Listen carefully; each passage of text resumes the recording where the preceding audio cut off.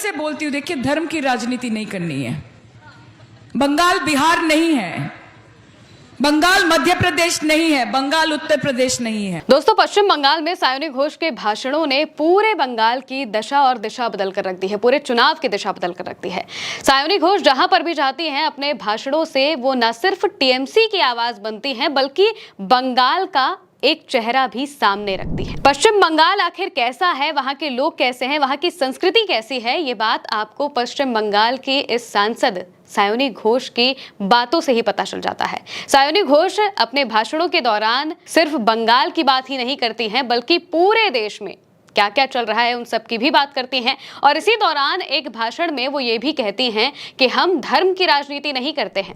बंगाल बिहार नहीं है, बंगाल मध्य प्रदेश नहीं है, बंगाल हरियाणा नहीं है जो धर्म के नाम पर यहाँ पर काम चल जाएगा, बल्कि बंगाल तो वो जगह है जहाँ पर किसी भी आउटसाइडर को ये फील नहीं होने दिया जाता है कि वो आउटसाइडर है, यानी कि वो बाहरी है।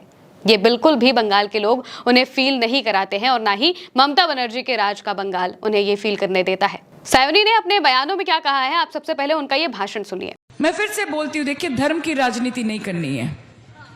बंगाल बिहार नहीं है, बंगाल मध्य प्रदेश नहीं है, बंगाल उत्तर प्रदेश नहीं है, बंगाल हरियाणा नहीं है, बंगाल राजस्थान नहीं है। बंगाल की मिट्टी बहुत पवित्र मिट्टी है। यहाँ पे सद्भाव से सब रहते हैं, प्रेम से रहते हैं, प्यार से रहते हैं। हमारे यहाँ पे इतने हिंदी भाषी भाई बहन हैं, हमको बताइए तो कभी ममता बनर्जी के राज में हमने आपको आउटसाइडर फील होने दिया?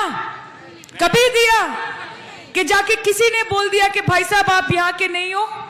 हम बोलते हैं एक तरफ जहां बंगाली है तो दूसरे तरफ बांग्लार मानुष अच्छे बंगाल के लोग हैं और वो भी हमारे लिए बंगाली ही। बंगाल में कभी किसी को पीटा नहीं गया, कभी किसी को भगाया नहीं गया, बल्कि जो हिंदी भाषी लोग बंगाल में रह रहे हैं उन्हें भी बंगाली मानुष, बंगाली भाषा में कहते हुए सायोनी घोष बंगाली मानुष शब्द का इस्तेमाल करती हैं और बताती हैं कि उनको भी हम बंगाली मानुष मानते हैं, यानी कि बंगाल के लोग मानते हैं, बंगाल का लोग समझते हैं। जबकि आमतौर पर अगर आप महाराष्ट्र की बात कर लीजिए या तमिलनाडु की बात कर लीजिए या फिर देश के किसी और कोने की बात कर लीजिए, वहां पर जो बाहरी लोग हैं, यानी कि दूसरे राज्य से आए हुए लोग हैं, उनको लेकर कई खबरें ऐसी सामने आती रहती हैं कि उनके साथ मारपीट की गई या फिर उन पर भाषा का दबाव बनाया गया, लेकिन ऐसी कोई भी खबर बंगाल से सामने नहीं आती है। और इसी बात का गर्व लेते हुए सायोनी घोष अपने भाषणों में इस बात का जिक्र करती हैं। साथ ही वो ये भी बताती हैं कि टीएमसी धर्म की राजनीति नहीं करती है, टीएमसी लोगों को बांटने की राजनीति नहीं करती है। और इसके साथ साथ में वो एक शायरी भी कहते हैं। वो शायरी क्या है, सुनिए। धर्म को, आपके संप्रदाय को, सबका सम्मान करते हैं और राजनीति करते हैं ममता बनर्जी के पार्टी के लिए। इसलिए धर्म के आधार पर किसी को बांटते नहीं। हम कहते हैं और फक्र से कहते हैं कि ना हिंदू बनेगा ना मुसलमान बनेगा, इंसान की औलाद है इंसान बनेगा। सायोनी कहती हैं ना हिंदू बनेगा ना मुसलमान बनेगा, इंसान की औलाद है इंसान बनेगा। अपने भाषण के दौरान वो कई बार इन बातों का जिक्र करती हैं कि उन्हें धर्म की राजनीति नहीं करनी है बल्कि काम की राजनीति करनी है। जबकि बीजेपी अक्सर धर्म की ही राजनीति के सहारे कई जगहों पर आई हुई है, क्योंकि जहां पर भी उनसे काम के बारे में पूछा जाता है वो वहां पर धर्म लेकर आ जाते हैं। और इसी वजह से सायोनी घोष इस बात को बताती हैं कि बंगाल के लोग धर्म की राजनीति में आने वाले बिल्कुल भी नहीं हैं, बल्कि वो काम की राजनीति में आते हैं। आप जिस तरीके से अपने काम को दिखाएंगे, जो काम करेंगे, उसी का फल आपको बंगाल में मिलेगा। बंगाल में ममता बनर्जी की सत्ता इतने सालों से इसी वजह से है क्योंकि वहां के लोग उनके काम को देखते हैं, वो धर्म की राजनीति में नहीं फंसते हैं। और सबसे बड़ी बात यह है कि बंगाल की जो महिलाएं हैं वो काफी पढ़ी लिखी हैं। बंगाल की महिलाएं काफी ज्यादा सशक्त हैं और मौजूदा वक्त में भी अगर देखा जाए तो टीएमसी ही वो पार्टी है जिसकी पार्टी में सबसे ज्यादा महिला एमपीज हैं, सबसे ज्यादा महिला विधायक हैं पूरे देश में। भाजपा जहां 240 सीटों पर है तो वहां 31 महिला एमपी सिर्फ बीजेपी की हैं, 240 में से सिर्फ 31। वहीं दूसरी तरफ अगर टीएमसी की बात कर ले तो टीएमसी का रेट इसमें बहुत ज्यादा अच्छा है। टीएमसी के पास काफी ज्यादा महिला सांसद भी हैं और विधायकों की भी अगर हम बात करते हैं तो वो ज्यादातर महिला चेहरों को भी आगे रखती हैं। और मौजूदा वक्त में भी अगर आप बंगाल में चुनाव के बीच में राजनीति करने वाले या फिर रैलियों में जाने वाले चेहरों की तरफ जाते हैं तो उनमें भी महिला चेहरे आपको सबसे ज्यादा दिखते हैं और जिनमें भी सबसे बड़ा नाम सायोनी घोष का मौजूदा वक्त में सामने आ रहा है। सायोनी घोष की रैलियां जहां जहां पर भी पश्चिम बंगाल में हो रही है वहां पर भीड़ का ऐसा गुबार उमड़ता है, ऐसे लोग आते हैं जो कि सायोनी को सुनना चाहते हैं कि वो हमारे इलाके में आए, अपनी बातें बताएं और उनके भाषणों की वजह से ही लोग उन्हें सुनना पसंद करते हैं। जो भाषण आप अभी सुन रहे हैं सायोनी घोष का, यही बताता है कि उनको लेकर इतना ज्यादा क्रेज बंगाल में क्यों है, उन्हें लोग क्यों इतना ज्यादा पसंद करते हैं या फिर उन्हें लोग इतना ज्यादा क्यों सुनने की चाह रखते हैं। जब संसद में भी सायोनी घोष बोलती हैं तो बिल्कुल इसी तरह से सरकार से, सत्ता से सवाल पूछते हुए वो अपनी बातों को रखती हैं और बताती हैं कि बंगाली अस्मिता क्या है और देश के तमाम मुद्दों पर सरकार से सीधे सवाल करते हुए उनसे पूछती रहती हैं कि आखिर आप ये कर रहे हैं तो क्यों कर रहे हैं और इसके पीछे का कारण क्या है। ये सारी चीजें सायोनी घोष जब संसद में बोलती हैं तो उनके भाषणों में दिखाई देती है। और इसी तरीके से मौजूदा वक्त में जहां पश्चिम बंगाल का चुनाव है तो उस बीच भी सायोनी घोष सड़क पर उतर रही हैं, लोगों के बीच जा रही हैं और उनकी जो तस्वीरें सामने आ रही हैं वो साफ तौर से बताती हैं कि वो लोगों के साथ कितना ज्यादा घुल मिलकर रहती हैं। जहां पर भी जाती हैं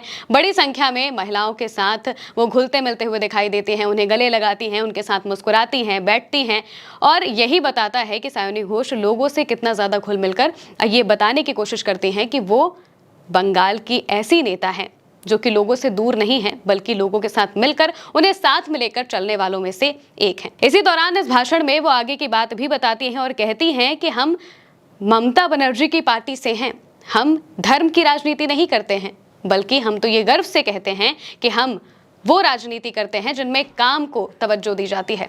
हम सिर झुकाकर वोट मांगने के लिए आएंगे और सिर झुकाकर ही आपसे कहेंगे कि बताइए आपका काम क्या है, हम आपका काम करने के लिए आगे खड़े होंगे। ये भी उन्होंने अपने बयान में कहा है, सुनिए। हमारा एक ही काम है कि आपके लिए सर उठाकर काम करें, कि सर उठा के तृणमूल कांग्रेस का झंडा लेके जाएंगे और सर झुका के हर घर में पहुंच के बोलेंगे कि क्या जरूरत है हमें बताइए, हम आपके लिए काम करने आए हैं। दोस्तों, पश्चिम बंगाल में सायोनी घोष का जादू चल रहा है। सायोनी घोष जिस जगह पर भी जा रहे हैं वहां पर लोगों की ऐसी भीड़ उमड़ती है कि हर कोई ये देखना चाहता है, जानना चाहता है कि आखिर सायोनी घोष आएंगी तो वो यहाँ पर क्या बोलेंगी। और उनके बयानों को अगर आप सुने, उनके बयान जिस तरीके से पूरे सोशल मीडिया पर वायरल होते हैं, अगर आप उन्हें देखें तो आपको कहीं से भी ऐसा नहीं लगेगा कि वो कोई जुमले वाली बातें कर रहे हैं या फिर वो किसी माइथोलॉजी से किसी भी चीज को रिलेट करके बस अपनी पार्टी के बारे में बात कर रही हैं, बल्कि वो लोगों से जुड़ी हुई बातें करती हैं। मौजूदा वक्त में देश में क्या चल रहा है, सायोनी उससे जुड़ी हुई बातें करती हैं और साथ ही साथ में बीजेपी किस तरीके से अपनी राजनीति को आगे बढ़ा रही है और वो तमाम तरह की चीजें कर रही है, इन सबको लेकर वो बातचीत करती हैं और सीधे उन पर निशाना साधने की कोशिश करती हैं। कैसे बीजेपी धर्म की राजनीति का इस्तेमाल करती है वो भी अपने भाषणों में बताती रहती हैं और खास तौर से इस बात को अंडरलाइन करते हुए कहती हैं कि हम धर्म की राजनीति नहीं करते हैं और पश्चिम बंगाल कोई बिहार नहीं है, हरियाणा नहीं है, मध्य प्रदेश नहीं है, उत्तर प्रदेश नहीं है जो यहाँ पर धर्म का काट चल जाएगा। पश्चिम बंगाल में काम का काट चलेगा क्योंकि यहाँ के लोग धर्म की राजनीति में उलझे हुए नहीं हैं बल्कि वो उससे काफी ज्यादा ऊपर हैं। वो माँ दुर्गा की पूजा करते हैं और जय सिया राम का नारा देते हैं। जय श्री राम को लेकर भी सायोनी ने एक बहुत अच्छी बात कही थी कि हम सांप्रदायिक जय श्री राम को नहीं बोलते हैं बल्कि जय सिया राम का नारा देते हैं। सीता माता का नाम हमारे यहाँ पहले लिया जाता है। इस तरह की बातें करते हुए वो अपनी बातों को बहुत सहजता से रखती हैं और इसी वजह से पूरे बंगाल में मौजूदा वक्त में सायोनी घोष का जादू चल रहा है और हर कोई उनकी बातों को सुनना चाहता है और इसी वजह से उनके भाषणों को सुनने के लिए भयानक भीड़ उमड़ती हुई भी दिखाई दे रही है। फिलहाल के लिए मेरे यानी महिमा के साथ इस खबर में इतना ही। आप देखते रहिए उल्टा चश्मा यूसी।